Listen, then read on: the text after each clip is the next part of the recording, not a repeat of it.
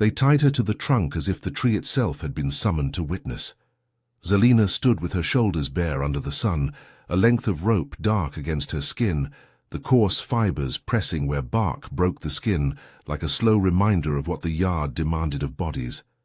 Around them, the Engenho's square had filled, men with sunburned necks, women with their hands folded over cloth-worn laps, children perched on beams.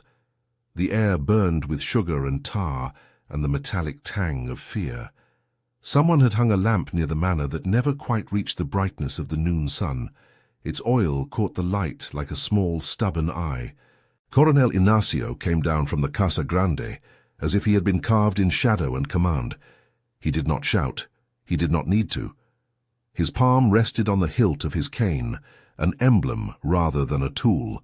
His voice, when he spoke, was the short thing of men who measure everything in accounts and obedience. "Fighter," he said, and it was an order shaped like a name. Cristóvão stood a little behind the line of men who had been set to hold the crowd back. He had the whip already in his hand. The leather was familiar to his fingers, a thing that remembered how to bite.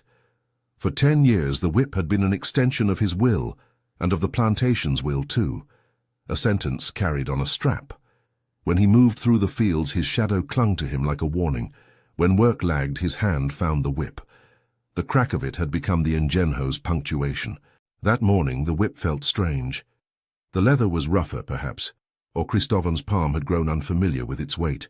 He lifted it as expected, muscle and habit. The stick between his fingers felt small and traitorous. He stepped forward because the yard expected him to. He took the distance he had taken 1,000 times, but the moment the whip arced above Zalina's back, something in his chest came loose. Not pain, not yet. It was old, like the memory of a voice folded into the lining of a coat. He froze, arm trembling, the strap a question suspended in the air between skin and justice. He had punished them for 10 years. The men in the yard remembered that first season of his fury with a kind of reverence. The overseer who never blinked. Children grew up hearing the sound of his whip and learned to move like shadows to avoid its demand. Yet there he was now, holding the instrument as if it had become a thing that could be refused. If this kind of recovered history moves you, stay with it. A man in the front row spat into the dirt. Somewhere behind Cristóvão, a child began to whimper. Zalina did not strain against her bonds. Her face tilted up as if cataloguing the sky, as if she were measuring heat the way she measured the bitterness of a root. Her eyes met Cristóvão's. They were not pleading. They were an old kind of knowing that had nothing to do with excuses. Cristóvão's first thought, if thought is the right word for the scramble of sensations that pressed at the back of his throat, was of a small hand. Not this hand holding the whip, but another, smaller and softer, curled against a neck. He felt the phantom warmth of it, and the more terrible warmth, the copper bloom in a child's mouth, the way a small head had slumped once and never lifted. The image arrived in color, abrupt as a struck match. It had been many years, but the night was not entirely lost to him. He had worn that night like a second skin, and then had forgotten how to breathe without it. When he was a young man, he had a house that smelled of cassava and of Beatrice's hair. Their hut sat on the edge of the Engenho lands, the sugar-cane waving not far away like a sea of green stalks. They had not been people of great means. A low table, a dish of salted fish, a hammock strung where the sun came strongest. But there had been laughter, a stubborn kind of kindness, the small, stubborn heat of being alive together. Their son, small and fierce with his mother's teeth and his father's quiet, learned to climb the mango tree that leaned like an old friend beside the house. Cristóvão could recall, with a clarity that surprised him now, the way the boy would call his name in a voice half serious, the smallness of his fist when it gripped at the adult's sleeve. The night the house ended arrived like many bad things do, quiet in parts, sudden in others. Word had spread that a band of fugitives moved near the boundary, men running from other Engenhos perhaps, or from the law that could be purchased with a coin and the right name. Capitães do Mato, the hunters of runaways, were as common as storms in that country. They came when they were paid or when they were needed. They passed like a rumor and often left ruin in their wake. Cristóvão did not expect them to cross his path. No one did. He and Beatrice had been speaking in the kitchen, simple things, who would wake with the dawn, whether a second harvest from the patch of beans might be worth the toil. The boy slept on the mat, breathing round and soft. The night was high with cicadas, a single dog baying somewhere near the cane. Then there was the sound, a sliver of metal that unthreaded the calm. It was a shot, and then another, an answer that did not let him find its maker. Light from torches moved across the cane like a slow, dishonest sun. Figures, clothed in darkness, ran through the stalks, and someone, in the confusion, fired again into the small, fragile space near the house. The flash left a smell of sulphur, and the scream afterward, Beatrice's scream, made something in Cristóvão break with the sound of it. When he ran out, the yard was a blur of torches and bodies. Men with faces like stone moved through the night, and a boy lay where he had not been meant to lie. Beatrice's hands shook as she touched the child, and then fell over her face. The Capitães do Mato took cover in that moment, like wolves retreating into the shadows after the hunt, and when the first of them stepped near the house, the light showed the truth briefly and cruelly. One of their muskets had fired toward the hut. For a long time, Cristóvão believed it was the fugitives in the cane, cornered, desperate, making fire at anything that moved, who had killed his son and shattered Beatrice. It is the human thing to reach for a target, to need a name for pain. He was not a man who had been taught to measure culpability with nuance. He was taught to measure survival and obedience, and in the way men in his world found answers, he found one. The other, the trespasser, the runaway. The idea fit like a glove over his grief. In the weeks that followed the boy's burial, Beatrice folded smaller with each day. Her arms became thinner, her speech a string of old photographs that she could not fully recall. She began to leave the house at dusk and sit by the path where the cane met the road, as though she hoped to find someone who could hand back the day. Cristóvão tried to throttle himself with work. He took to the fields to cut cane at dawn, to toil until his knees ached. But at night the house was hollow, and his hands felt empty without the small weight they had once carried. Pain, left to itself, wanted company. It found a language in the plantation house, punishment.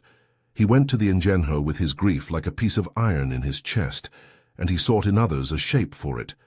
The enslaved people who lived in the senzala were already beneath the whip of the system. Their skins and bodies were catalogued as instruments of labor.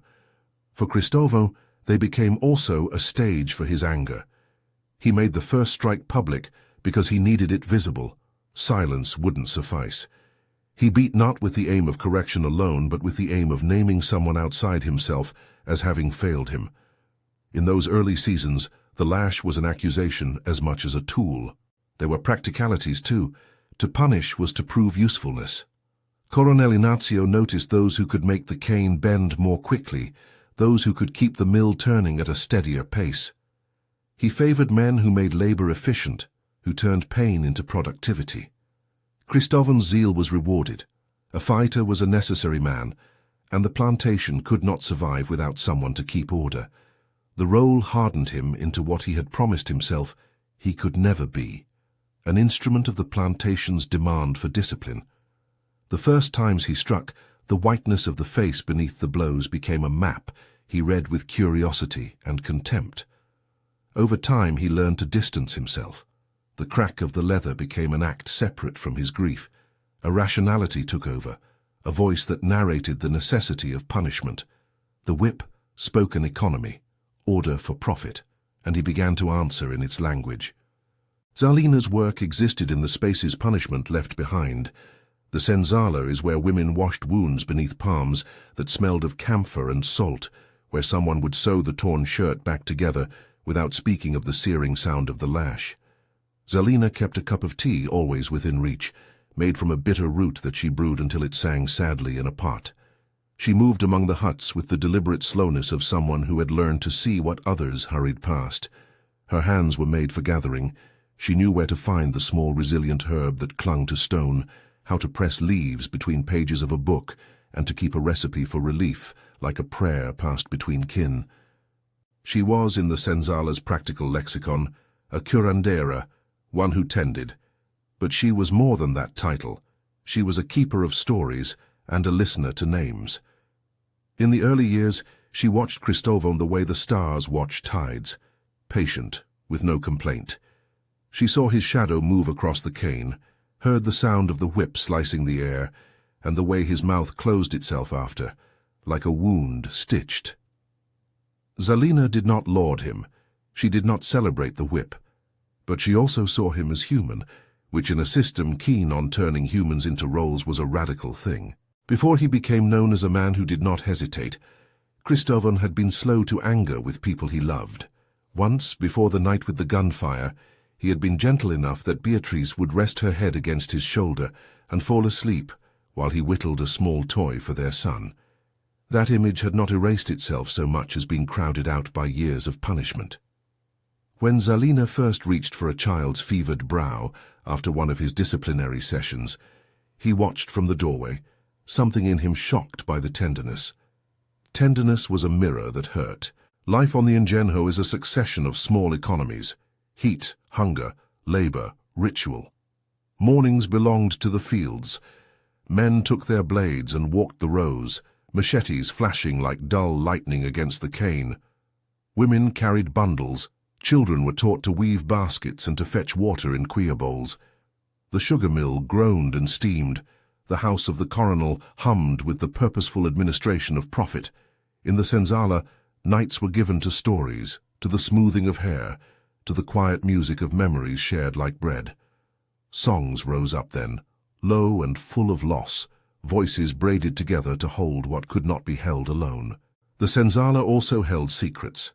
The people there cooked remedies from leaves, bound wounds with a chequim, bark that tasted bitter and left a sweet ache, and whispered names of saints with an ancestral cadence.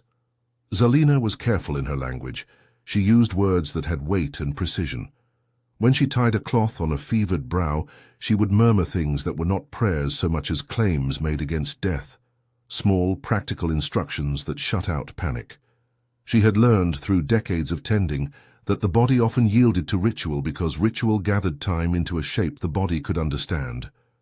Cristóvão's cruelty unspooled over seasons. He learned not only how to make the whip speak, but how to make fear efficient. He instituted punishments that raced across the day like clocks scheduled for productivity. He called roll, and the names came forward like ledger entries. He assigned tasks that broke the day into measures of sweat. The plantation's economy, value measured in canes cut, in sugar yielded, had a hand in every choice he made. To be stern was to be useful. That calculus soothed the rawness of his grief. It allowed him to stand where he could look at a man and feel nothing. Yet there were small rebellions against this hardening that belonged not to laws or leadership, but to human bodies. A limp from an old wound, a shudder at the sound of a whipping, a child who refused to run when commanded to. Humans, even when catalogued as property, still stuttered and refused in ways that the plantation could not always file away. Sometimes at dusk, when Cristóvão walked back to his own narrow house, he would pass Zalina sitting on a threshold, humming to herself, repairing a torn piece of cloth with a thread that glinted like patience. He would avert his eyes because to look was to remember that he had once been touched by soft things he now could not hold without fear. The coronel watched these shifts like an investor watching an asset.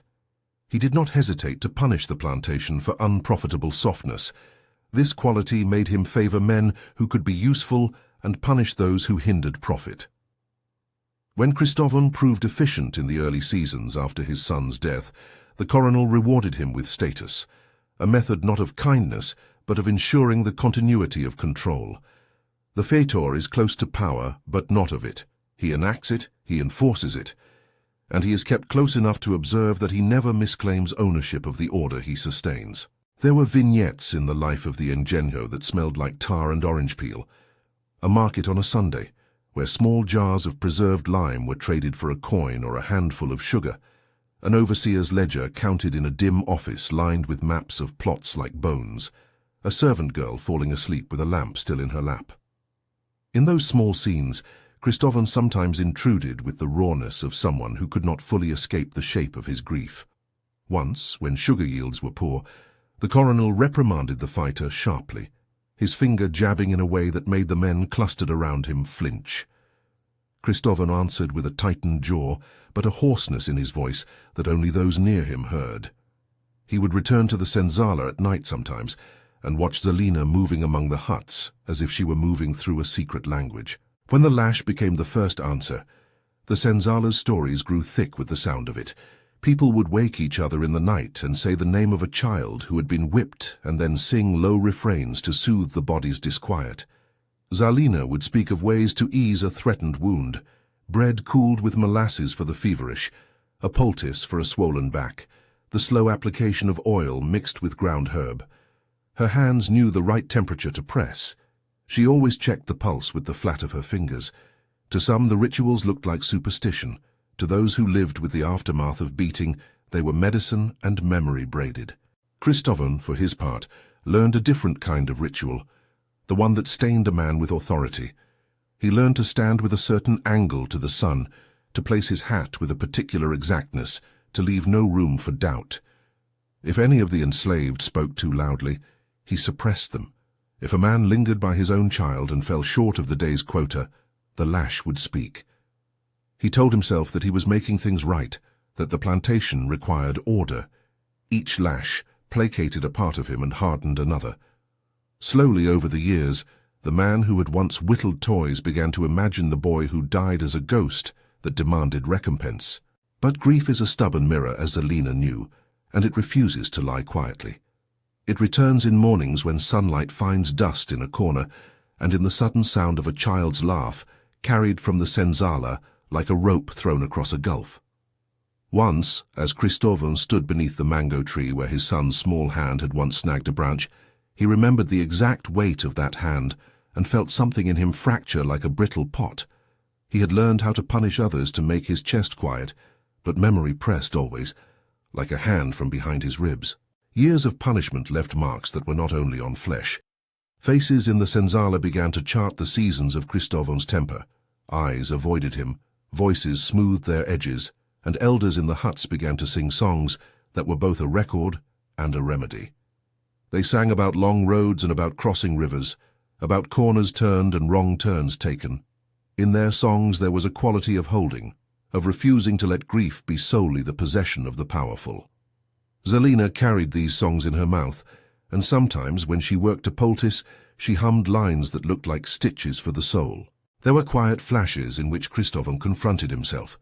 He would wake sweating from a dream, where a child's small feet ran away from him, and he could not name why.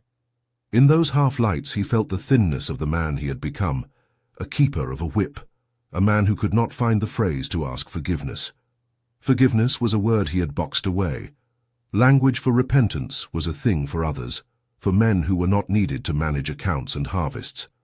The seasons, however, have a way of making architecture out of habit. The plantation's machinery, child and beast and man, continued to grind. Coronel Inácio's ledger balanced with relentless practicality. There were moments when the coronel called for something else, a public display that kept the community alert to the consequences of deviation. It is in these rituals of public punishment that the life of the overseer and the curandera sometimes collided. Zalina had done things that drew the coronel's scrutiny in the small subversive way that healing often does under an unjust eye. She treated the sick regardless of their station. She taught secret songs that rested like wet cloths on an aching heart. She did not advertise her work. She moved like the wind by the ovens and left herbs on doorsteps. To those who watched, her hand seemed to reach beyond the tolerable limits of the plantation's structure. Healing knit people together, and in that knit there was possibility of something that might loosen the order Coronel Inácio insisted upon. For 10 years, Christovan had been the answer to the plantation's need for discipline. The son's death folded into an identity that demanded resolution at the end of a strap. But the morning Zalina was led to the trunk in the yard, a legalistic calm hovered like a cloud ready to tear. Coronel Inácio's jaw set in the way men's jawlines set when they mean to fix a problem in the terms they understand. He had called for the punishment in a voice that did not ask for anything but compliance. Christovan moved. His foot caught on a stone and his balance went awkward. The whip cracked in his hand as a muscle wrenched, a sound that would have satisfied spectators who came to measure cruelty and to be reassured of power. He did not strike.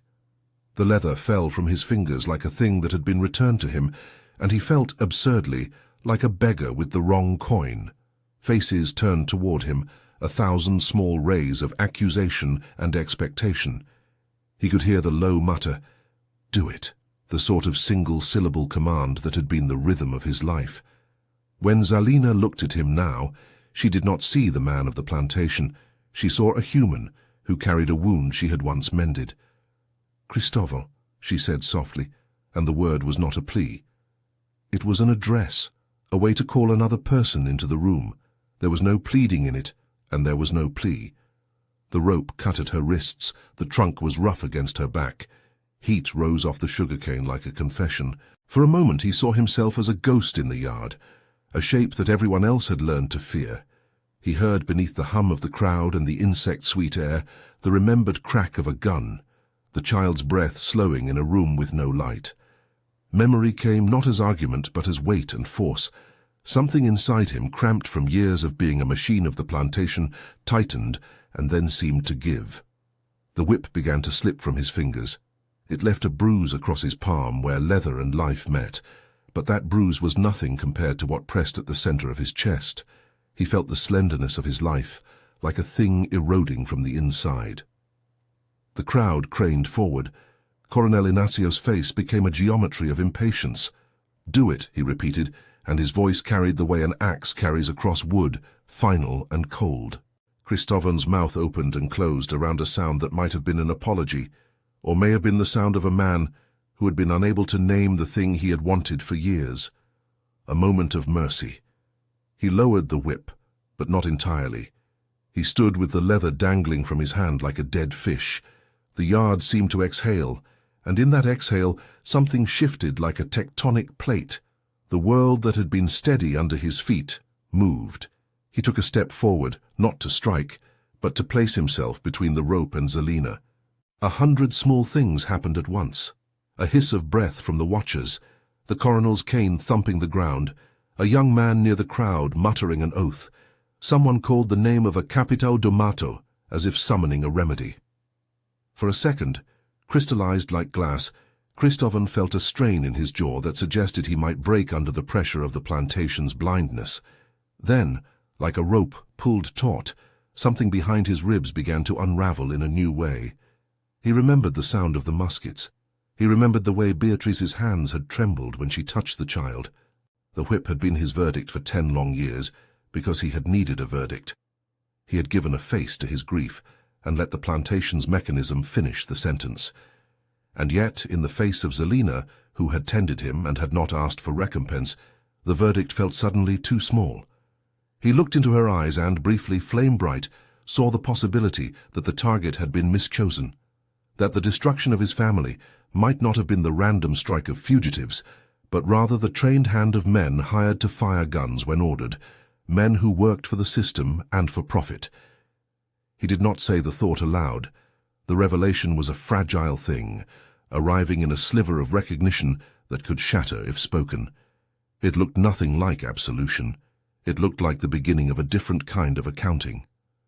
The yard closed in with the sound of expectation. Coronel Inácio's voice cracked like a whip of its own. "Fighter," he said again, sharper. "Do your job." Cristóbal's hand, still holding the sling of leather, began to shake. The rope that bound Zalina rubbed against the trunk. Her head tipped, bearing a small wound where bark had cut the skin, and there was no play in her expression. She had not begged for her life. She had prepared for it in the way a woman prepares a tea. Calmly, thoroughly. He felt the weight of all the years as if they were a sack on his shoulders. To do what was expected now was to return to a life he had enforced for a decade. To refuse was to risk everything he had learned to protect and everything he had been valued for. For an instant, those two possibilities balanced, and his knees remembered the ledger, the plant's need for order on one side, and his own quiet conviction that a deeper wrong had been visited on him on the other. A murmur rose and then fell like wind through the cane. Cristóbal's lips parted. He tried to say a name, the child's name perhaps, or Beatrice's, but the syllables dissolved. In the quiet, only the whine of the wind and the insect chorus could be heard. In the space of that silence, something shifted in the center of him that had nothing to do with the plantation's calculations. It was small and human and dangerous because it was the first real thing he had felt in years that did not require him to name a target. His arm loosened and the whip slid from his fingers, striking the sunlit dirt with a dull slap. The sound that rose from the watchers was small and disbelieving, not the obedient, muffled sound the plantation fostered, but the sound of surprise, of rupture. The coronel's face turned a color like rotted orange. He stepped forward, cane raised as if to command the world back into its proper groove. Cristovon took a step, one that would have looked like defiance if anyone dared to name it yet. He moved not to strike Zalina, but to stand near her, as if his body might serve as a shield against whatever would come. The rope at Zalina's wrists rasped, and the trunk held its witness. The whip lay in the dirt, abandoned like a petulant proof of a man's old identity. No one moved, and in that static moment, the world of the Engenho felt more slow and more dangerous than it had for a long time. The coronel's silence was a wound. Cristovon's breath came like someone who has been rescued from a river, only to find the banks unsteady. The crowd's attention shifted as if a new rumor had begun. The fighter who had punished for 10 years had lowered his whip. It was a small thing and a profound one. Zalina's head tilted the way a woman who has seen storms tilt, as if taking the measure of what might come next. And then, behind the coronel's back, a distant drum of boots. The cadence of men moving with purpose was heard, not yet visible but already speaking of consequences. Boots came first, a hard rhythm that cut through the thick heat like a knife. The men who answered that step were not plantation hands. They wore a different gait, the carriage of those accustomed to following a trace. They pushed through the crowd with an ease that suggested they were used to opening ways where others hesitated. Faces turned. Children were hurried away by mothers who taught them how to fold their bodies into smallness at such moments. The leader of the group moved with the blunt assurance of a man used to orders. He wore a cord about his hat, a token of something like rank among those hunters. Men called him Capitão Duarte. Where he walked, people bent, and names went quiet. He raised his chin at Coronel Inácio, as one would look to a man whom one expected to be satisfied, and the coronel returned the look with the thin civility of a man who knew how to reward usefulness. "Feitor," the coronel said. His voice was a blade of small politeness. "These are men I called. They will take the woman for questioning. She is accused of helping runaways. See that the interrogation is swift." It was a script the yard knew well. Accusation, demonstration, the rare spectacle of a woman dragged for a crime that rarely bore the weight of proof. The coronel's hand rested on the cane, as if it steadied the very law. Cristovon's step toward Zalina was not theatrical. It was the simple geometry of a man moving to fill a space. He stood close to her now, with his body between her and the men who had come to enforce the plantation's will. The captain's eyes slid over him, with an assessment that could have been contempt or calculation. "Feitor Cristovon," Duarte said, the title like an instrument. "Stand down. You are not needed." Cristovon did not reply. The whip lay abandoned in the dust like a confession. For a long beat, nothing happened but the slow passing of the wind and the high insect chorus. The coronel's jaw tightened. "We will handle it then," he said. But there was a glint in the words that betrayed the plan. The punishment would happen one way or another, and whether it followed public theater or private discipline, the plantation's balance would be preserved. The captain's men stepped forward. 2 of them seized the rope that bound Zalina's wrists and, with an indifferent efficiency, unwound it. It was not a gentle uncoupling. There was a practiced speed to their movements, the kind of practiced, neither hurried nor brutal motion that comes from doing too many things like this. They took one arm under each of Zalina's, not to save, but to hold. The crowd parted for them without needing instruction. Muscle remembers which faces must clear. "Stay," Cortázar said, another of the hunters, his voice threaded with a casual insolence. "No funny business, fighter. We do what we have to." The words landed like pebbles. Cristovon found himself listening to the cadence of them, and as he listened, a small prod of memory slid free.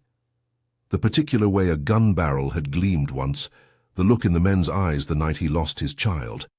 Those memories were not clean. They arrived not as whole scenes but as threadbare impressions, the scent of tar and gunpowder, a boot that scuffed the wet earth in a way he had seen before. One of the captains carried a scabbard with a notched leather, an odd detail half his attention, and Cristovon's mind snagged there, like a fish caught on a hair. "That will be enough," Coronel Inácio said, with the finality of men who believed an order could sew up a wound. Duarte bowed lightly. The captains did not move to take Zalina away with theatrical cruelty. They led her instead with the steady, unremarkable brutality of a regular assignment. The crowd watched, as if the moment were a lesson about where power was stored. Someone in the back row, an old man with a face like a map of labor, muttered something, a small sound under his breath. The words slid out of him like thorns. "They're the same faces." A woman near the hut looked up sharply. "Who?" she asked, at once curious and cautious. The old man frowned, scanning the line of hunters. "Those men," he said, "not runaways. The hunters who ride for those who pay them." The whisper traveled like a scent. It bent toward Cristovon's ear and found him half standing. He turned his head slowly, watching Zalina walk between the men's arms. Her step was measured, her head level. She carried the steadiness of someone who had been led into storms before. No shout escaped her. Only once she looked back, and then their eyes met. Another small bridge of recognition, and Cristovon saw an expression he had not earned the right to expect, patience and a claim of truth without demand. When the captains reached the gate of the Casa Grande, Coronel Inácio inclined his head and said, quietly enough that only those closest could hear, "Make it quick. Bring back the proof. We will see the lesson given." Inside the house, the air smelled of oil and cane and accounts. A servant lad opened the heavy wooden shutters, and in that shade the captains sat Zalina down in a chair, their boots planted with the authority of men for whom the law often bent. They began to question her in that clipped, efficient way that men use when they have a story to construct. Their questions were surface-scraping and precise. Had she hidden runaways? Had she taught songs to those who might flee? Their accents were coarse with impatience, she answered calmly. Each word laid down like a pebble.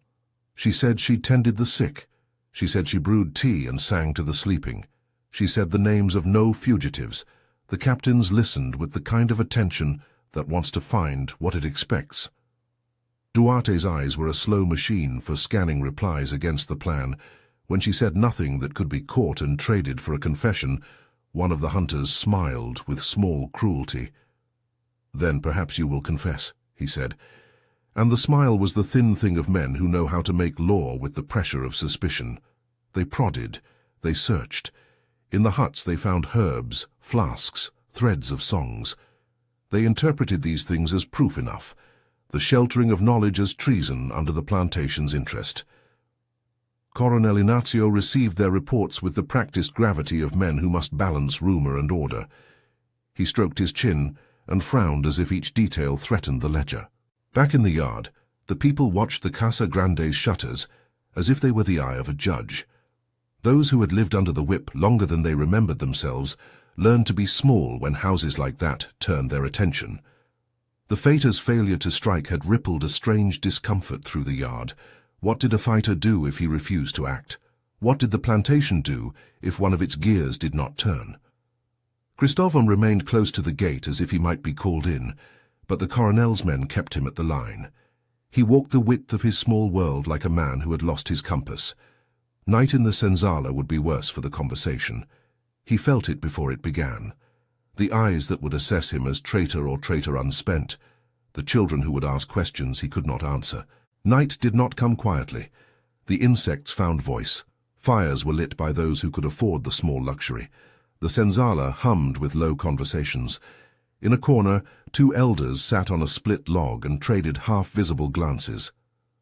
Zalina sat alone under the awning, hands folded, her face in shadow but composed.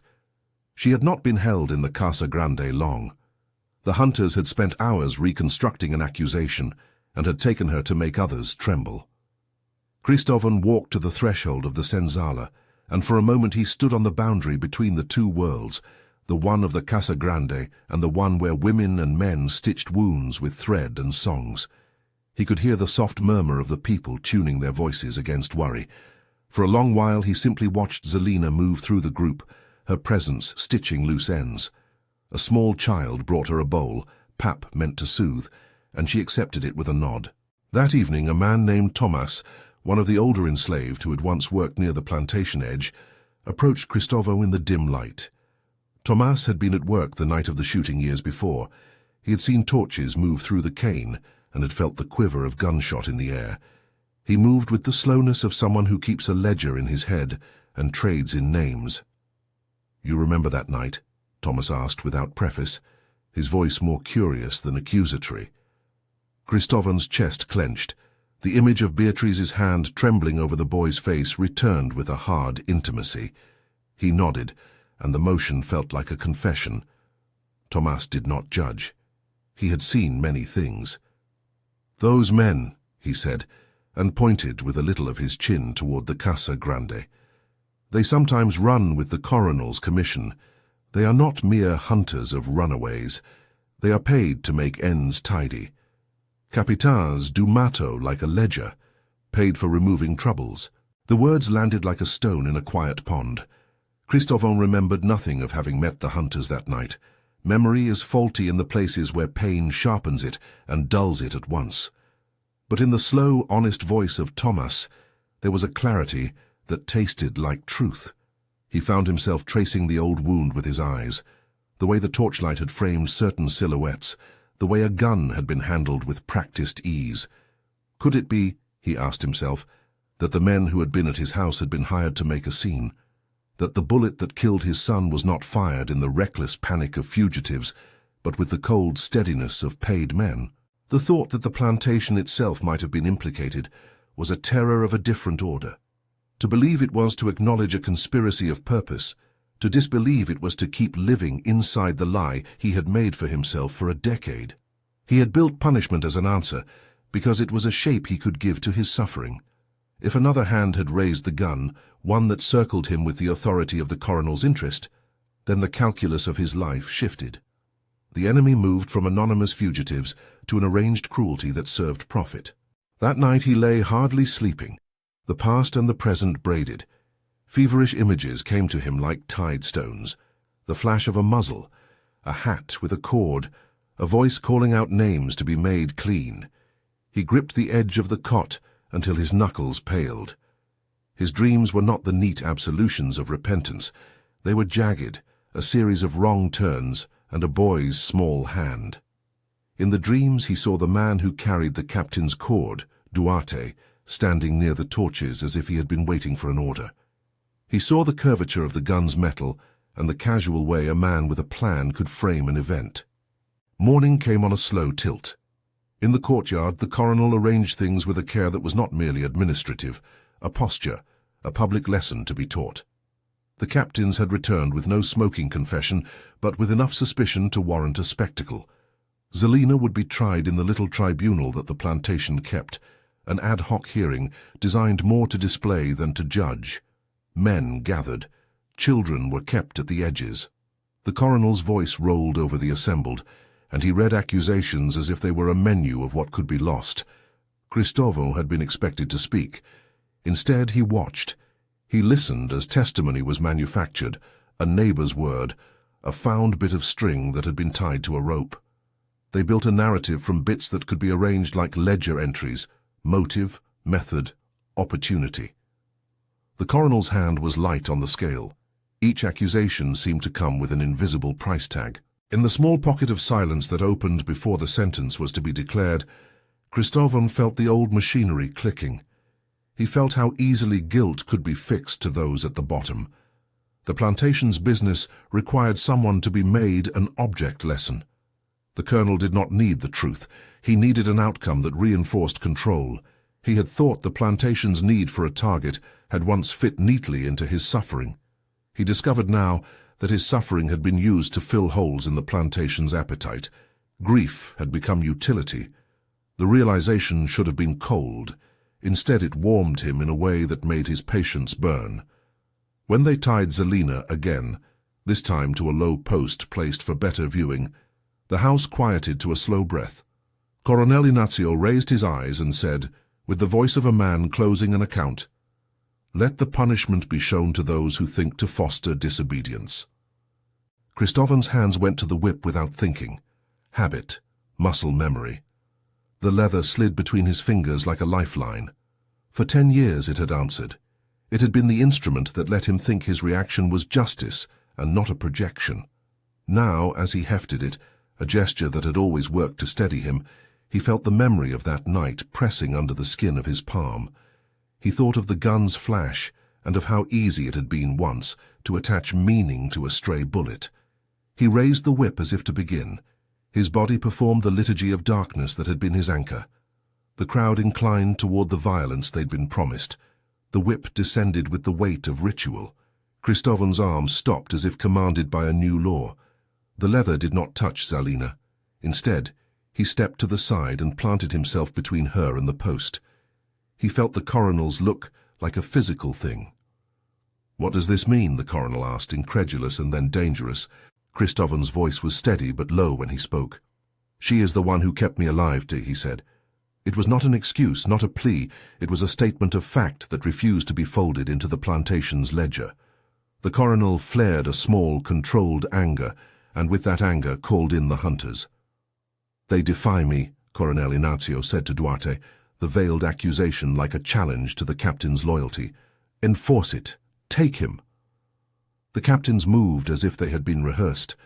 They seized Cristóvão's arms.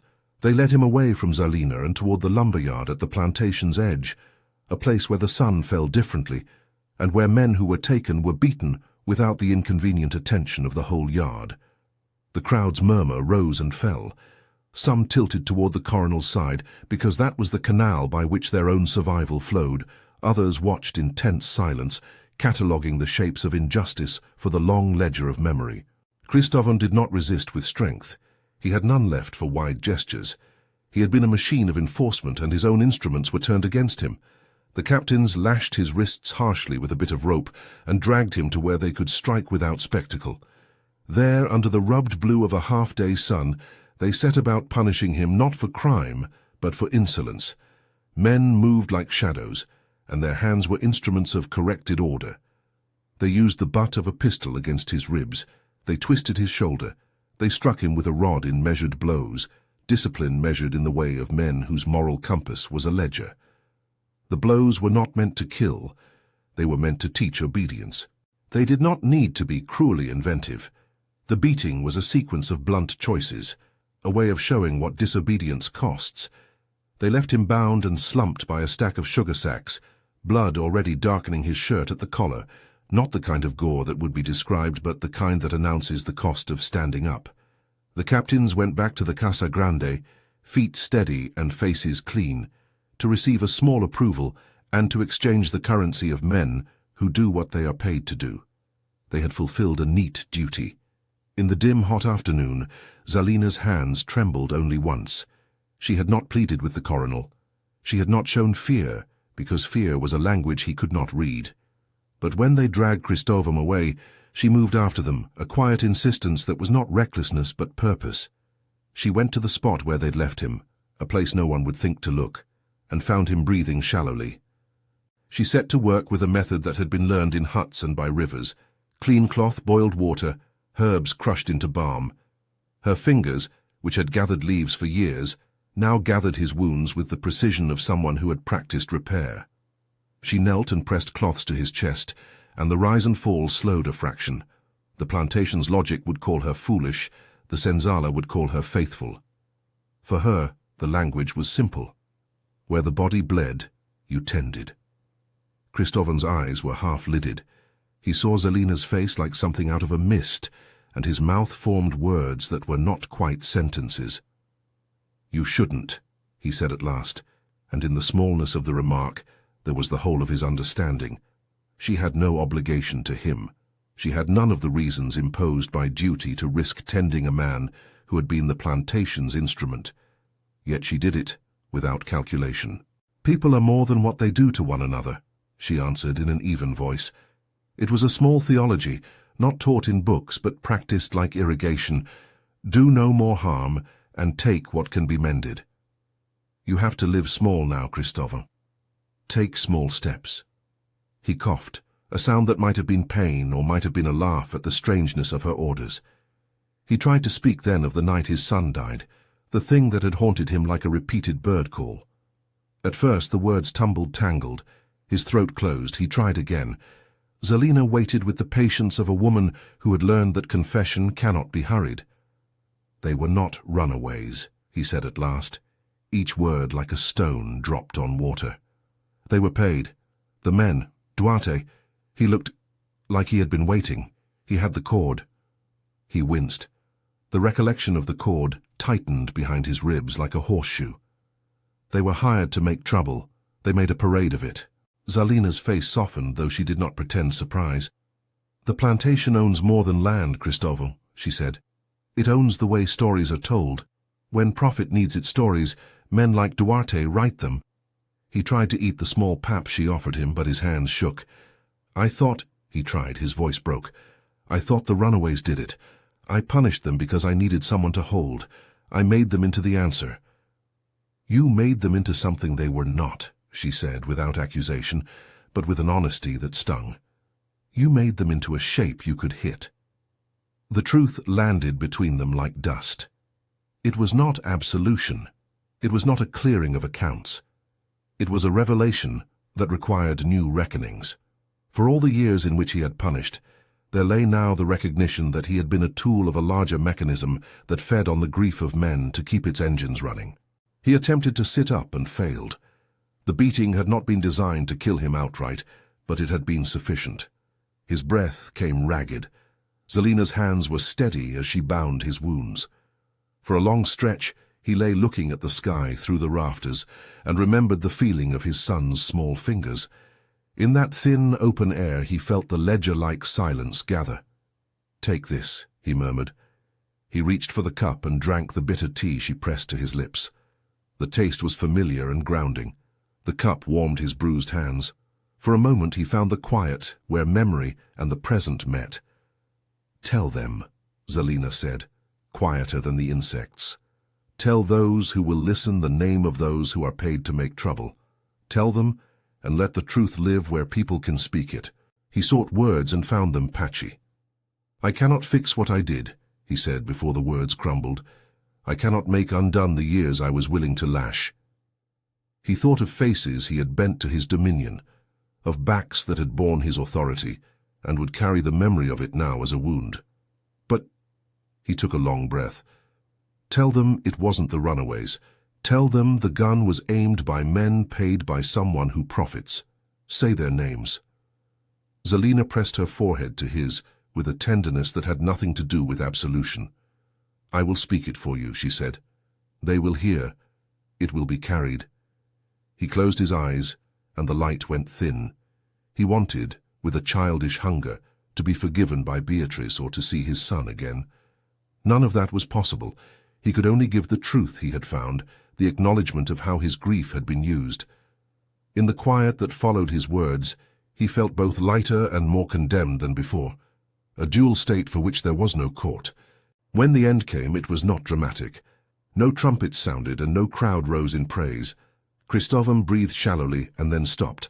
Zalina sat with him for a long while and did what she knew, closed his eyes and smoothed the blanket across his chest. She sang a low song that had more to do with stitching a seam across the future than it did with mourning. The melody was simple and the words old. Around the senzala, people gathered in the way those who survive gather, with hands outstretched, with baskets of food, with songs that could hold the sorrow. Word of his death moved through the Engenho like the slow spread of a tide. Coronel Inácio heard of it and frowned, more for the trouble of it than for any moral weight. A man who had been useful was now gone. The plantation had to readjust the scales. To some of the other overseers his death was a warning. To the enslaved it was both lesson and seed. The coronel said nothing of the old truth that Cristóbal had confessed on the dust. To have acknowledged it would be to admit a crime that would stain the neat arithmetic of profit. He tightened the lines of labor and called for more vigilance. In private, he spoke of the oversight the plantation required. In public, he called for calm and the restoration of order. But the senzala had other currencies. Stories moved there like water seeping around stones. Tomas took Zalina's words and repeated them in the huts, that the men who had fired guns that night had been paid, and that sometimes cruelty is designed. The tale changed slightly with each telling. As tales do, details were embroidered, faces were sharpened. Yet the core, that the plantation's hands reached further than the fields, remained. The night of the child's death was given a new spine. The agents who worked for the plantation had fired the shots. The passing of Cristóvão did not end the plantation's system. There were no sweeping reforms. Men who enforced the order remained. Capitães do Mato continued to ride the boundaries. The coronel's ledger did not know crisis for long. But an undercurrent had shifted. In the huts, people whispered not only about what had been taken from them, but about who took it and why. That knowledge, once shared, was dangerous in a way the coronel could not always police. A series of small, quiet acts followed. A man left his task for a moment and refused a second stroke of the whip, not in a public uprising, but in a private economy of weariness. A woman, when threatened with an accusation, found a friend to stand with her in the public moment, diluting the spectacle. A boy who might have been taken for labor refused for one afternoon to bend his back. Such acts were not large, but they were persistent. People invented ways to keep each other hidden during moments of patrol and to move stories between hammocks like contraband. Zalina's role became less secret. She continued to tend those in the senzala and to record in the way the community recorded things, through song and story, the facts that had surfaced. She sang of a fighter who had once been a father and of the men who had been paid to tidy problems. Her songs traveled beyond the huts to those who worked in distant fields and to the children who grew up with their words until the story lodged in the communal memory like a root. Months passed, and the shape of life at the Engenho bent again toward its regularism. Sugar was cut and boiled and accounted for. The coronel continued his routines. Yet, on nights when the moon was thin, people gathered in smaller circles to tell the tale of Cristóvão differently. No longer as a simple story of cruelty, but as a layered truth about grief and complicity. They did not present Cristóvão as saint or monster. They set him in the middle as a man both harmed and harming, whose last acts revealed that the plantation's machinery had been at the center of his suffering all along. As the story spread, it acquired the patient weight of memory. Children learned a version of the tale that taught them caution, that grief can make men cruel, and that systems will find ways to manufacture scapegoats. They learned also the image of a man laying down his instrument, which mattered in small ways. It mattered in the hesitance of a young fighter who considered a whip and put it down. It mattered when a mother taught her daughter that healing might be dangerous and still necessary. The coronel tried in private to smooth over the public tremors. He paid for a small ceremony in which a new fighter was promoted with things like flattery and rations. He spoke without mention of the charged revelations. Yet the unease had been sown. Others had seen the same thing Cristóvão had seen, that the plantation's power extended into the ways men were made to perform cruelty. You could not unsee the hand that had set the gun to a child's home as easily as you could remove a scar. Years later, the tale lived on in the senzala's songs and in little acts of memory. A basket woven and left at a doorstep, a child's lullaby sung in a way that hid the names of the dead, a pot of bitter tea set aside for a traveler who might be in need. Zalina taught others how to brew the medicine and how to bind wounds. She taught them also how to hold the story, speak the names of those who profit from violence, not in anger that devours, but in sentences that mark the map of responsibility. In one of the last scenes that became a refrain, an elder sat by the mango tree and told the children that Cristóvão had punished for 10 years because a wound wanted something to strike. But listen, he would say, tapping the bark, the wound was not only his, it belonged to the order that raises men to do the striking. The children would lean forward as if they could catch the truth like a coin passing from hand to hand. Memory did not turn Cristóvão into a saint. The people who had felt his whip did not forget. Scars and distrust remained. But memory also allowed a different seed to grow, the seed that asked uncomfortable questions about where blame should fall and what systems are built to do. The story traveled to other plantations on the backs of those who left, perhaps as a rumor at first, and then as a fact told more plainly. The men who killed his family had been instruments of a larger hunger, men hired to tidy away problems. It was a small rectification, but one with moral weight. Zalina lived on in that spirit. She tended, she taught, and when she was old she would sit and look across the fields as if measuring whether the light through the cane had changed. It had changed in small ways, the way certain men walked a little more carefully around the senzala, the way younger overseers sometimes paused before raising a lash. The tide had not been turned, but ripples had spread. Memory, like water, finds the low places. Once, toward the end of her life, a young woman asked Zalina why she had risked tending Cristovo at all. "Why not let the plantation take its person?" the young woman asked. Zalina's eyes sharpened. "Because tending is its own justice," she said simply. "To mend is to refuse the shape of hate. That is not to forgive the wrongs done, it is to hold truth in a way that lets people see what profit does." In the long arc of things, the plantation continued. Coronel Inacio's ledger balanced, and his household prospered on the labor of those who toiled. Capitans do Mato rode the edges of lands and were paid for whatever tasks were assigned. History did not, by Cristovo's death, reorder itself into fairness. But a small truth endured, that for 10 years he punished the enslaved because he had to name the cause of his own suffering, and only at the end did he realize that the true destroyers were not the fugitives he had blamed, but men and mechanisms paid to keep profit untroubled. That late realization cost him his life. He paid with the last of his days for refusing the whip in front of his master. He did not, in the end, receive forgiveness that wipes the ledger, nor did he deserve such naive absolution. What he did receive was a naming of truth delivered with his last breath, a burden he chose to speak, and the small act of placing his body between Zalina and the rope. That choice did not fix the plantation, but it altered the moral arithmetic of a small corner of it. It gave the people in the senzala a story that belonged to them, a whispered knowledge that would travel through generations. The final note is not one of triumph. It is quieter, the sound of a story repeated at night around low fires, the passing down of a name and a grievance so that futures might be shaped by a clearer sight. Cristovo's life was not erased by death. It remained as a complicated ledger of harm and partial redemption.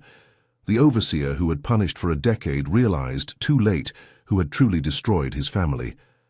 That recognition arrived like a late rain, useful but unable to restore all that was lost. If this story moved you, share what struck you most in the comments and subscribe for more recovered histories.